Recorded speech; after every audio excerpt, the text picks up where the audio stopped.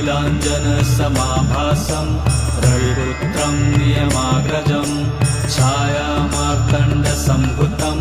तं नमामि शनैश्चरम् नीलाञ्जनसमाभासं रविपुत्रं नियमाग्रजं छायामार्तण्डसम्भुतं तं नमामि शनैश्चरम् नीलाञ्जनसमाभासं रविपुत्रं नियमाग्रजं छायामार्तण्डसम्भुतं तं नमामि शनैश्चरम् नीलाञ्जनसमाभासं रविपुत्रं नियमाग्रजं छायामार्तण्डसम्भुतं तं नमामि शनैश्चरम्